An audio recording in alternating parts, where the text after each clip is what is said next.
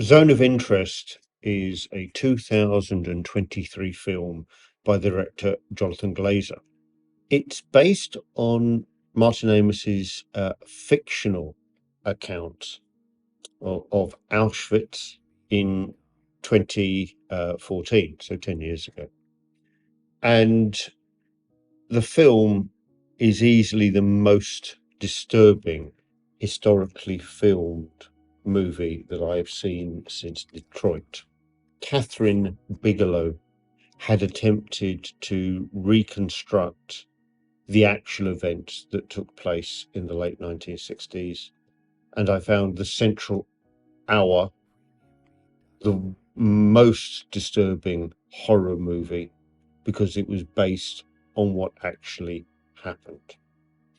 When we come to the Zone of Interest and Johnathan Glazer's interpretation of Martin Amos' novel, he has deliberately done something which many would not. What Johnathan Glazer has done is spent 3 years of very careful research working with the museums in Auschwitz and elsewhere to try and piece together what the actual life of the Hosses would be. The commandant of Auschwitz and his wife, Hedwig. And it makes it more disturbing a film because Auschwitz is only in the background. You only see it from the odd watchtower. The fences obscure the main buildings, and only very occasionally do you see the concentration camp in any form. Now, Glazer has commented that this film is really about today. Although it deals with a terrible period of human history, he's actually asking us to reflect on what we take for granted now. In the novel, Martin Amis cites W.H. Auden's line of poetry, "Alas, is said less and less, that we stop regretting, ignoring things that should trouble us." In the film, it is very clearly focused on the home life of the Hosses. From a cast which is drawn almost exclusively from European actors with no real presence in Western, by which I mean British and American English-speaking films. It carries an almost drama documentary, an almost completely documentary film. We can't know what the Hosses said, but the careful research and the reconstruction of the Hosses' house is actually central to what goes on. For Hedwig, she has achieved her goal. Auschwitz for her and the villa that they have with their extended garden is her living space. It is what she has wanted to achieve. And if she has to forget the tragedy playing out the other side of the garden wall, she will do that. One or two reviewers have asked, is this possible today? Could we be as complicit? And you don't have to go very far.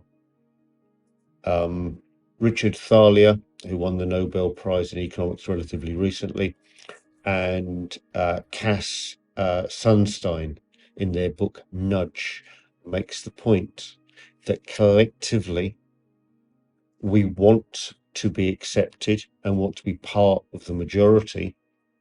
And therefore, if you look what happened in the late 1930s, what people were regretting, they were forgetting. It allowed Adolf Hitler and the Nazis to corrupt one of the most civilized countries in the world, cultured and educated, to be complicit in mass murder. And what plays out in the film is incredibly disturbing because it normalizes what has brought the wealth and the achievement to the Hosses all the way through.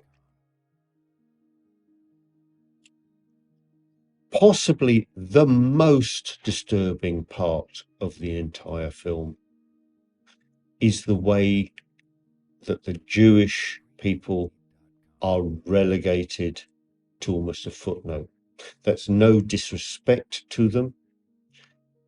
Glazer's focus is very much on the commandant's family life and all the compromises which are required to accept their situation. So in some respect, the majority of the Jewish population are only represented by the smoke coming from the steam engine, taking them to the camp, and the fires and the smoke from the crematorium when they are disposed of after they are killed. Hoss is not described in the film, it's not portrayed in the film as malevolent. He is a technocrat. His objective is the most efficient disposal of the Jewish population. That should be a chilling comment, but it is a way that the film takes its main focus and shows you the normality that none of us would generally accept as being anything like normal. In the Martin Amos's book, there is a fictionalized discussion around the camp commanders about the deaths of a number of Jewish women who had been sold to a major chemical company in Germany for experimentation, apparently for a new anesthetic. And they actually were discussing in the novel the deaths of these women as being unnecessary, not from any humanitarian perspective. They're saying if this is an anesthetic, how well or badly was this actually done? Was the scientific testing really conducted in a systematic way? It is not a waste of human lives. It is a waste of resources. Humanity is reduced to resources in this particular film. For Hoss, his greatest triumph is effectively to be promoted twice. And his final responsibility in the film is the liquidation of 700,000 Hungarian Jews. In reality, through Auschwitz, he destroyed the lives of nearly 500,000 people of that 700,000 in 2 months.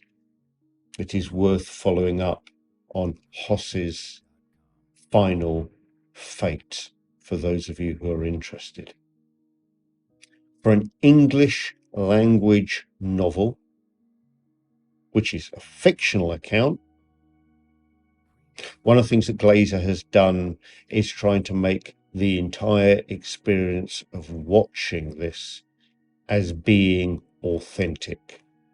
The language is predominantly German with Polish and Jewish in the form of Yiddish there as well.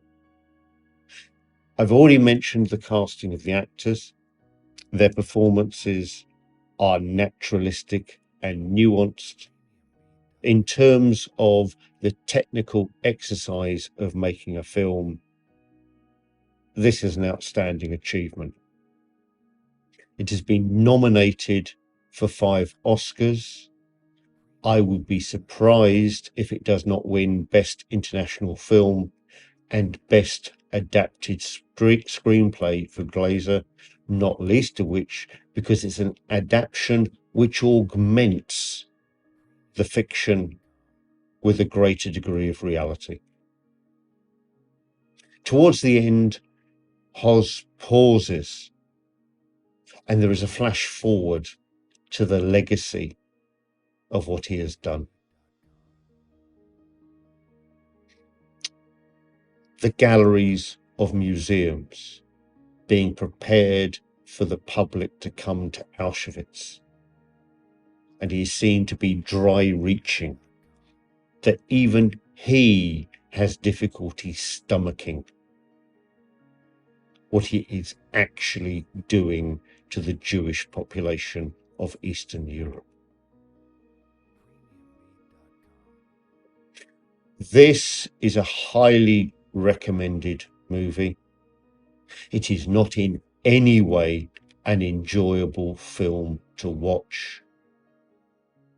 And you have Hedwig's mother who comes and realizes the abnormality of what is being accepted and eventually leaves. I think most people will have the same experience watching this film. How is this possible? Too easily we fall into traps to make this sort of thing possible. My final comment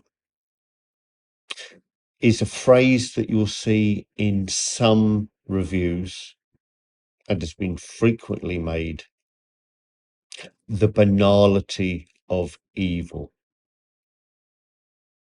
I'd like you to think beyond that.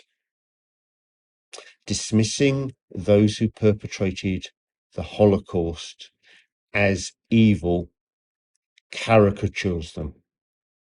This was calculated and within its own terms, logical.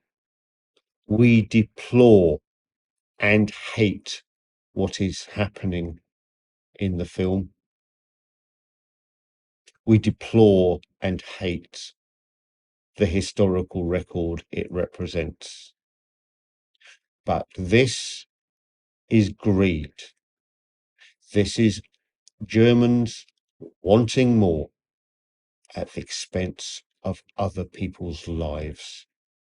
And on that basis, dismissing their motivation as evil, this is the whole point of the entire film.